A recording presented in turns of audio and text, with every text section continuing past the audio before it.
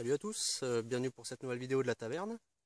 Donc aujourd'hui j'accueille le fils d'un ami, donc Tristan, qui sera avec moi tout à l'heure, je vais vous le présenter. J'en profite pour cette petite vidéo pour commencer par les remerciements. Remerciements tout d'abord à Stéphane de Nature Minimaliste. J'avais toujours pas remercié par vidéo interposée pour le concours de la dernière fois, pour le petit couteau. Donc encore merci beaucoup et surtout pour les petits cadeaux à côté, petits couteaux suisses et les petits bonbons de chez toi. Donc merci beaucoup. Je vais remercier Jus aussi de Bushcraft Alpin, pardon. Ça fait un bout de temps que je tenais à le faire parce qu'il est, il est un peu notre mentor à tous, hein, et il a une certaine compétence un peu dans tout ce domaine-là. De très belles vidéos, quelqu'un de très simple, qui communique très facilement, qui apporte beaucoup de conseils, même en off de ses vidéos. Voilà, je tenais à le remercier pour beaucoup de conseils, beaucoup de vidéos très très belles, très sympathiques. Pour ceux qui ne le connaissent pas encore, ça m'étonnerait, mais je vous conseille d'aller sur sa page Facebook et YouTube, donc Jus Bushcraft Alpin. Et Gérald aussi, que je côtoie depuis peu, Gérald from the Bush, si je ne me trompe pas, que je tenais à remercier parce que déjà il s'est abonné à ma chaîne, super sympa, et très sympathique comme mec, avec beaucoup de vidéos, je crois que c'est pas loin d'une cinquantaine si je dis pas de bêtises.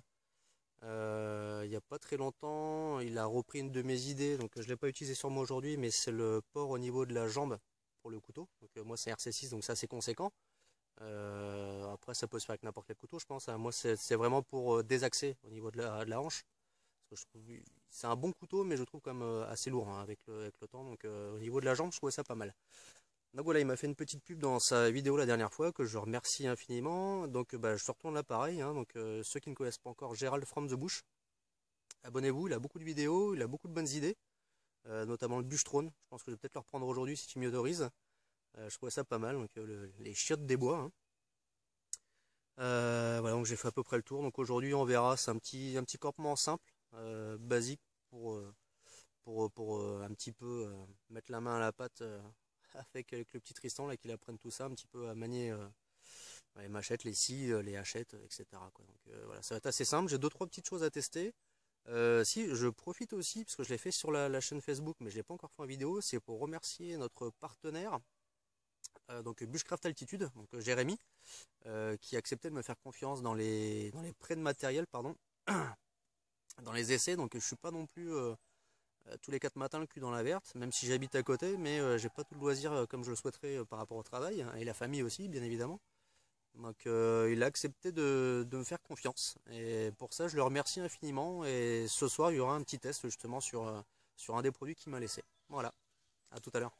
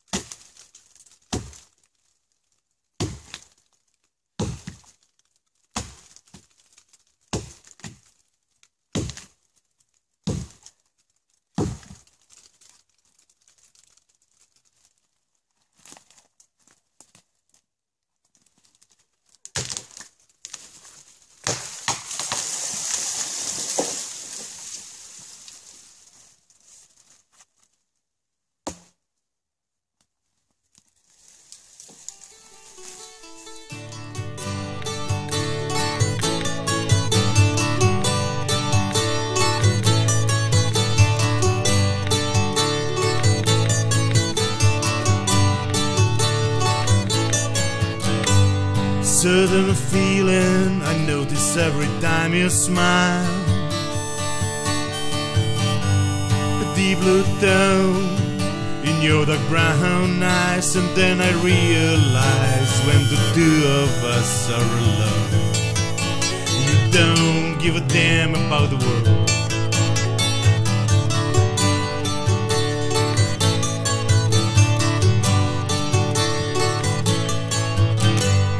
Wish we were downtown, walking hand in hand on a dreary day.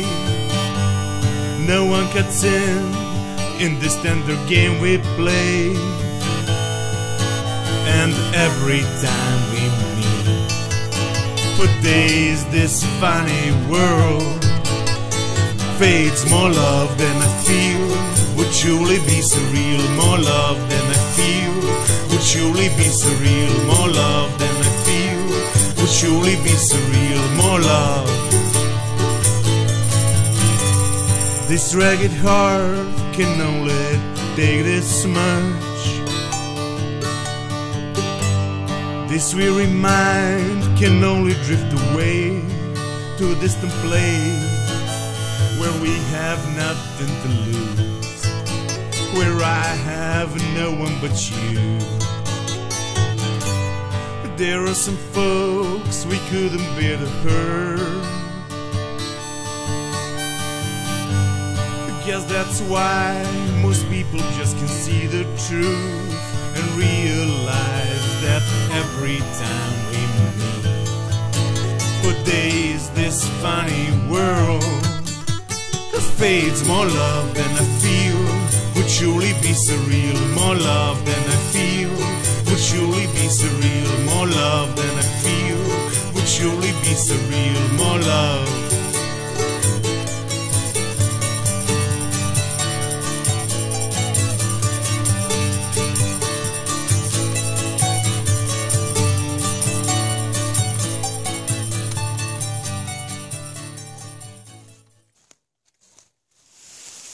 Profite d'une petite pause flotte.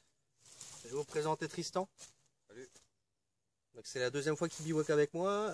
La première fois c'était cet été, mais je l'ai gardé en off, plus partie famille avec son père. Là je l'ai invité à venir faire le con avec moi dans les bois. Alors ce coup-ci on va tester le lit en bois que j'avais vu sur MCQ Bushcraft, MCQ B, ouais, MCQ Bushcraft. Revisité à ma sauce. Hein, Julien, celle-là elle est pour toi. Je vais profiter aussi qu'il fasse encore jour pour vous présenter le couteau que je me suis fait mon neck perso. Donc je vais me poser, je vais vous montrer ça. Voilà, donc petite présentation du montage du lit. Donc en fait j'ai conservé, pardon, j'ai du mal, conservé le même système que ce qu'a proposé MCQ Bushcraft, donc à savoir nos petits aides de corde, mais tout un système d'emboîtage entre le bois, donc qui permet en fait de, vous voyez là je suis en train de faire bouger et ça bouge pas d'un pet. Donc on a une succession en fait d'encoches. Donc là on voit pas très bien, mais l'encoche n'est pas sur la base, il est sur celui-ci, l'encoche est là, donc les deux sont pris en sandwich. Et à partir de là on va pouvoir mettre tout le sommier en fait fait en rondin. Et derrière juste ces deux petits piquets qui permettent justement au lit de ne pas s'écarter de chaque côté. Donc on a deux ici, de là, et de l'autre côté forcément de là et de là. Donc là le lit maintenant, voilà. Je peux monter dessus, il n'y a pas de souci. C'est bien stable. Il ne reste plus qu'à faire le lit avec ces rondins là, qui seront mis successivement sur les deux morceaux de bois ici.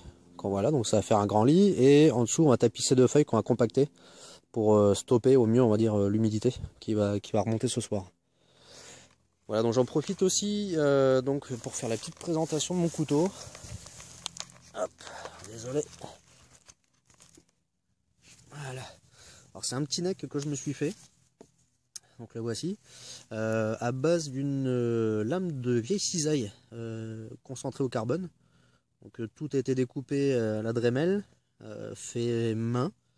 Donc c'est le deuxième couteau que j'essaye, que je fabrique. La seule différence de celui-ci, c'est que je ne me suis pas lancé du tout dans la forge. J'ai pas trempé ni rien du tout, c'est brut de forge et ça fonctionne très bien. Donc l'étui c'est pareil. Hop, version neck. un petit cuir avec l'intérieur que j'ai fait en plastique, une moulure de goulotte électrique que j'ai fait chauffer et que j'ai mis directement sur la lame. Donc comme ça éclipse bien, il n'y a pas de souci.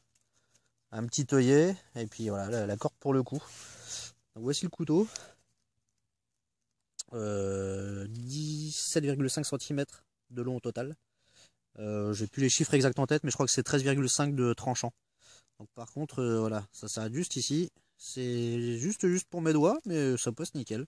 C'est un petit couteau qui fonctionne plutôt bien. Il est assez épais, il fait 4,2 mm sur le dessus, au niveau du dos, et ça permet d'avoir un petit neck de camp, parce que je peux quand même pas mal couper avec, et il ne bronche pas du tout. Donc ça, je vous montrerai par la suite lors de la soirée. Alors tant que j'y suis, j'en profiter. Ma petite nouveauté, voilà, j'ai pas pu résister, je me suis commandé la Husqvarna, la version Hachette, donc qui fait 38 cm. Voilà, j'avais envie un petit côté un peu plus traditionnel, un peu bois, et surtout j'avais lu quelques endroits sur internet, sur quelques forums qui disaient qu'en fait c'était Waterlynx qui fabriquait pour Husqvarna la tête.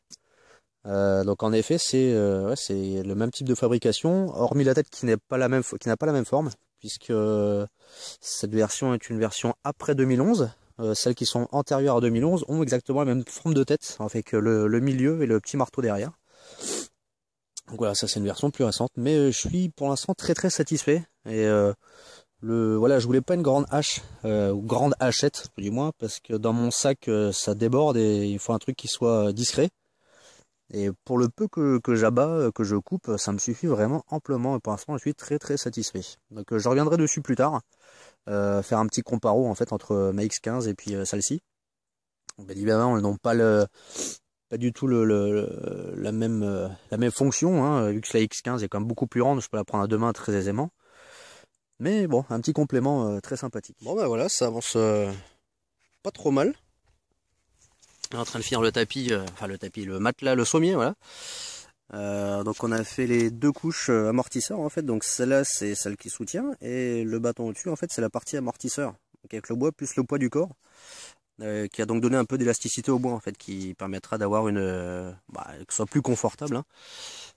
Et voilà, et donc à l'intérieur on retrouve tout un lit de feuilles compactées pour limiter l'humidité.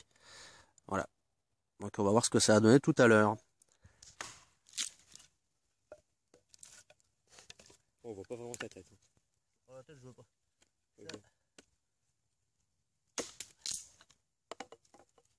Okay.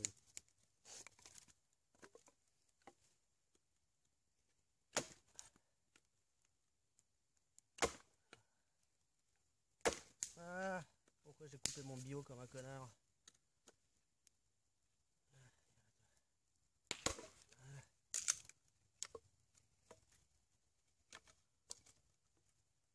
Il va prendre comme il faut le faire.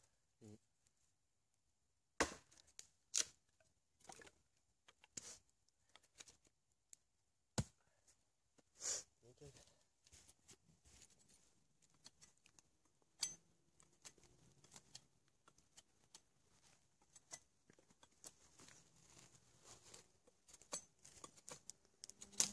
Bien les cocos, en effet.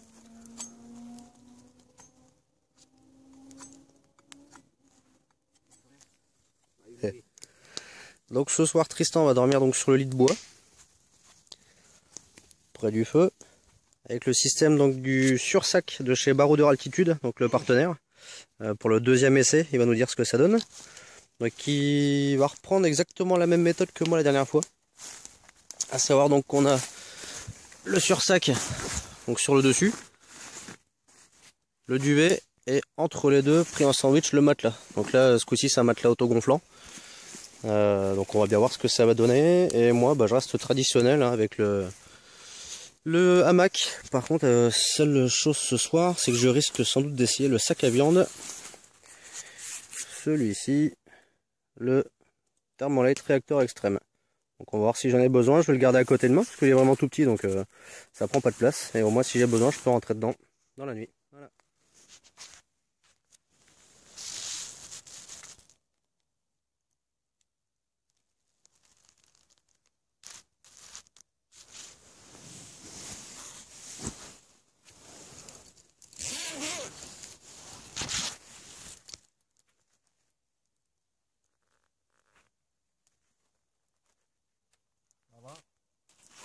Nickel, et toi?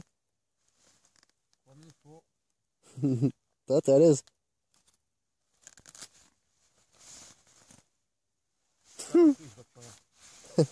Ah, c'est quoi ce flash? Putain, je vois plus rien.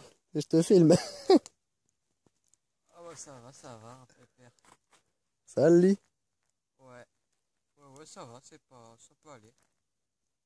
Ah, tant mieux.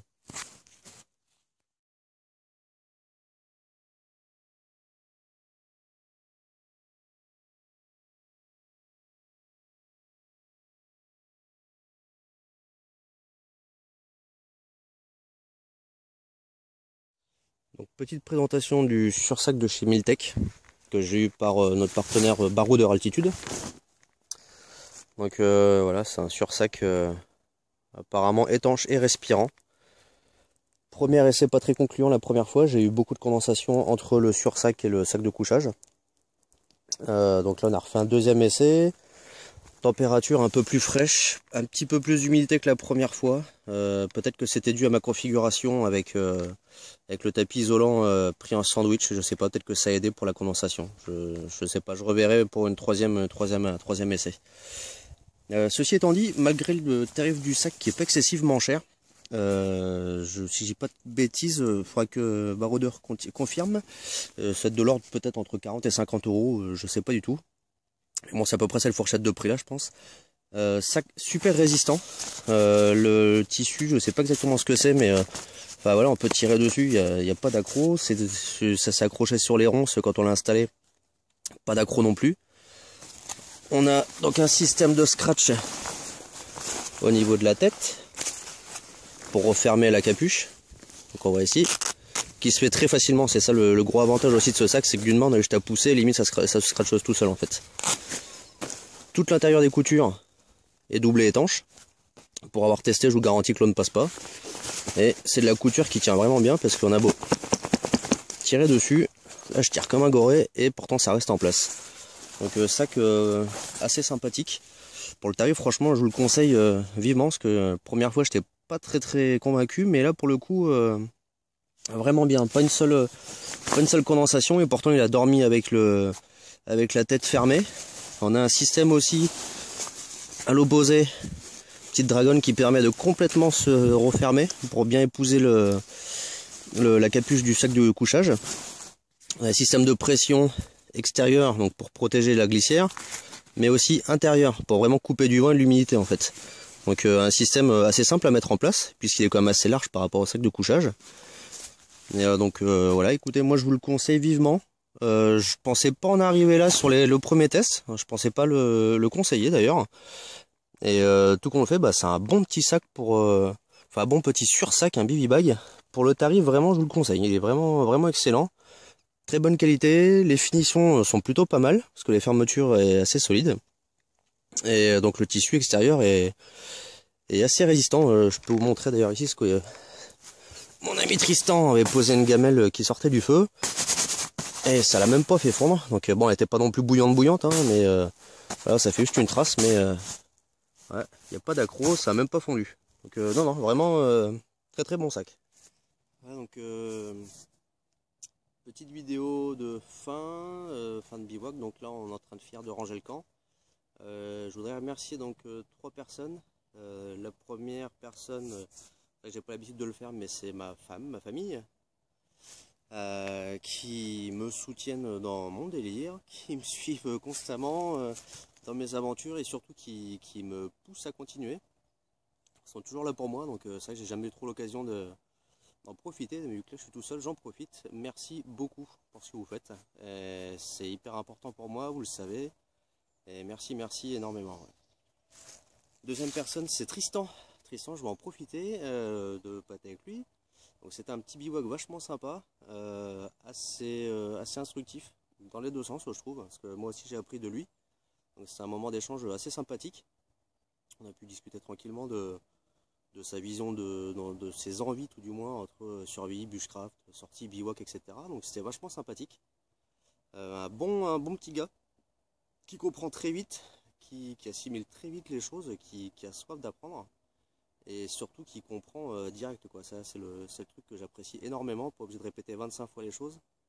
Il suffit de lui montrer ou de lui dire et direct il enchaîne derrière, quoi. Donc, merci Tristan, c'était un moment super sympa et voilà, j'espère qu'on pourra recommencer bientôt avec tout ton matériel et que tu sois aussi content que tu l'as été pour ce bivouac. Dernière personne aussi, les plus importantes pour cette journée, enfin pour ces 2 journées, ce sont c'est la famille de propriétaires de ce terrain privé qui nous ont accueillis chaleureusement. En termes de restrictions, 0. Voilà, donc c'est ça qui est génial, c'est que on peut laisser libre cours à notre imagination.